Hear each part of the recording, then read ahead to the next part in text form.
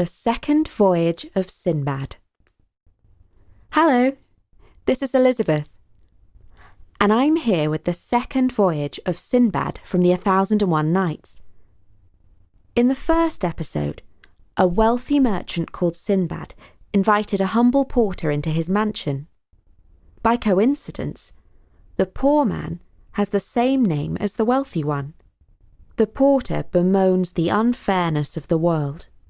The rich Sinbad responds by telling the stories of the 7 sea voyages that made him wealthy. My first voyage had been very profitable. I was again a wealthy man. I did not lack for luxury or entertainment. But my friend, I could not rest for long. I had tasted the salt air and the thrill of travel and adventure. Soon I was pulled by the will of Allah back to the seaport at Basra, where I found a newly made ship with fine sails and the best equipment. The captain was gathering merchants for a voyage. I booked my place with him and then went to the market to buy up goods for trade. We set sail the very next day and cruised from island to island in the fine weather. Wherever we landed, we found a crowd of merchants and clients eager to do business with us. At last, we came to a peaceful island with no sign of human inhabitants.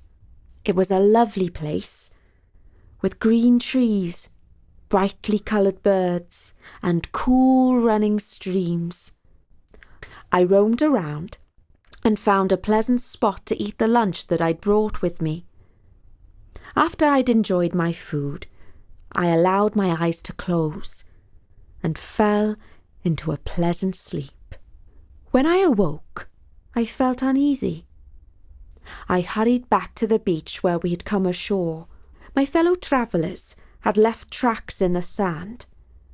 I found the skins of fruit that they had eaten, and the smoky remains of a fire that they had lit for cooking. But they themselves were gone. They had left me. I was marooned. Now I sat down on the shore and looked out to sea. All the time I expected to see our ship sail back around the headland to pick me up. But she did not. The crew and my fellow merchants had forgotten all about me. Tears came into my eyes as I thought of the life I had lost in Baghdad. My fine house, the silken cushions on my bed, the playful fountain in my courtyard, the purple rose petals of my garden, the smell of roast meat from my kitchen, my servants, the company of my friends. There was no luxury that I lacked then. Now I had exchanged all those comforts for a bed of leaves on a desert island. The tears stung my eyes.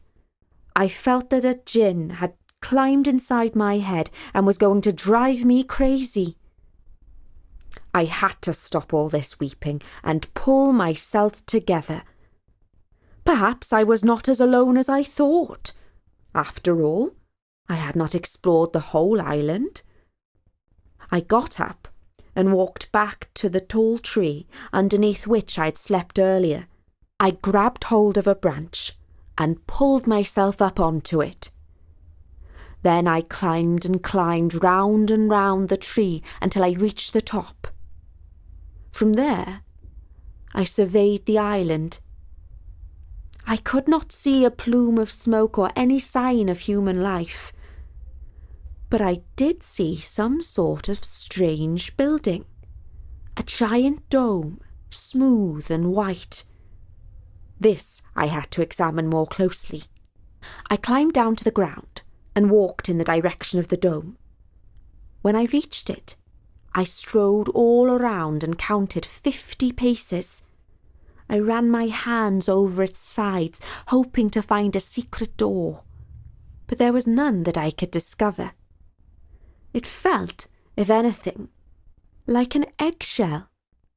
I sat down for a while and towards evening the sky turned dark. At first, I thought that perhaps a large storm cloud had blown overhead, but as I looked up, I realised that the cloud was in fact a giant bird. Its wings were flapping, and gusts of wind sent twigs and leaves flying this way and that. I ran to hide among the trees, and saw the feathered monster descend and land on the egg. While it settled there, I recalled travellers' tales of a bird, monstrous in size, called a roc. Yes, this is indeed such a creature, I thought. I was seized by a reckless impulse. I was so desperate to escape the deserted island that I was willing to try even the maddest of ideas. I crawled out of my hiding place and crept towards the brooding bird. When I reached it, I climbed up onto its giant claw and tied myself to its leg using the cloth from my turban. There, upon the bird's foot, I spent the most uncomfortable night of my life. When morning came, the bird awoke from its slumbers and began to stretch out its gigantic wings. Then it began to flap them, causing great gushes of wind. We arose high into the air. I could see the island below me and the sparkling blue sea. Off we flew, crossing the waves, until we reached a mountainous land. I could see pointed volcanoes with plumes of smoke coming out of them. Everywhere I looked were rocks and lava. Then I began to weep. Oh, that I had stayed on the island, for at least there were fruits to eat and spring water to drink in that place.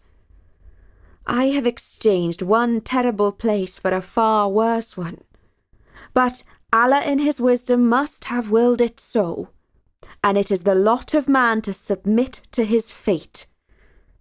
At least, I thought, my situation could not grow any more dreadful. But it did. We landed in a deep ravine. I untied myself from the bird's foot and dived behind a rock. From there, I took a look at where we had arrived. On either side of us were steep walls, far too high for any man to scale. And the bottom was home to death in the form of enormous serpents, each the size of a palm tree, who could have eaten an elephant in one gulp. Their monstrous heads, with razor-sharp fangs and darting forked tongues, made me shake with fear.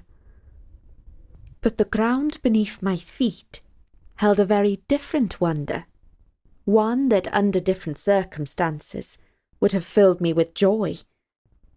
The rocks sparkled and glittered, for they were encrusted with enormous diamonds. Just one of those stones could make a man wealthy beyond his dreams. But that was back in civilization. What use were riches in this valley of death? I spent a day and a night hiding from the serpents. When darkness fell, I could see their red eyes glowing in the dark. The sight was too terrible for me, and I hid inside a cave where I piled up rocks to prevent anything slithering inside. A little later, I realised that at the other end of the cave, a giant serpent was brooding on her eggs. My flesh quaked and my hair stood on end, but I raised my eyes to heaven, gave myself up to fate, and spent all that night without sleep, sharing my refuge with a monster. At daybreak, I took down the rocks and staggered out like a drunken man, giddy with fear and hunger. I wandered a little way down the valley, As I walked, first one, and then another, huge piece of meat dropped down from the sky and landed on the rocks. Had a giant bird let them go? Then I recalled a traveller's tale of a dangerous mountain range that is full of riches.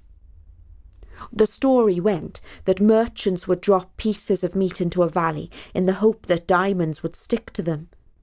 They would wait for an eagle or another bird to swoop down, pick the meat, and carry it to its nest. The merchants would climb up to the nest and scare away the bird by shouting and throwing sticks and stones. In this way they could recover a diamond. When I had recalled this tale, it was clear to me what I had to do. First, I filled my pockets with diamonds. Then, taking off my turban, I attached the meat to my chest. I lay and waited for a giant eagle to spot the easy meal and pick it up in its claws. When it carried the meat off to its nest, it took me with it, and so I was lifted out of the valley. When we settled down in the nest, the eagle had little time to peck at its meal, for it was soon disturbed by loud shouting and sticks and stones landing in the nest. It flapped its wings and flew off. Men approached and were surprised to see me rise up and wave my arms to greet them. My heart was filled with joy, but at first they were disappointed and angry. "What trick of fate is this?" said one. "We risked our lives to rescue a fortune from the valley, not a man." "Do not fret," I called out in happiness. "My pockets are filled with enough riches to satisfy all of us. I will share them with the man who threw down the piece of meat." As we went off, I told the merchants of my adventures and all that had happened to me, and they were filled with marvel.